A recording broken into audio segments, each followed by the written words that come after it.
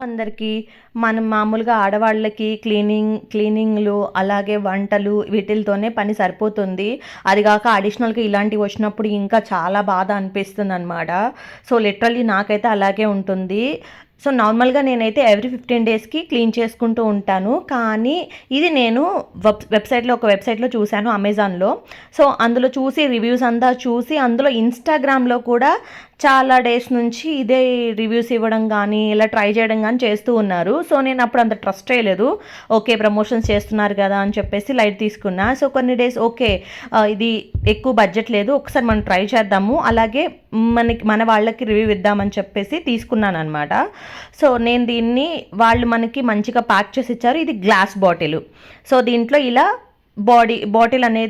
బాటిల్లో లిక్విడ్ అనేది ఫిల్ చేసి ఇచ్చేసారు. దానికి స్ప్రే మనం అడ్జస్ట్ చేసుకోవాలి. ఇలా ఫోమ్ లాగా వస్తుంది. సో, దీన్ని ఒక 15 మినిట్స్ అలా వదిలేయాలన్నమాట.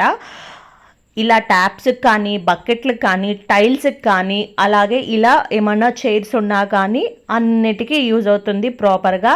సో, చాలా బాగా యూజ్ అవుతుందన్నమాట. చూసారా, నేను ఇలా వదిలేసి 15 మినిట్స్ ఇలా స్క్రబ్ చేశాను. సో, చూసారా, బిఫోర్ ఇలా ఉండింది, ఆఫ్టర్ ఇలా ఉందన్నమాట. సో, రిజల్ట్ మీకే లైవ్లో తెలిసిపోతూ ఉంది కదా.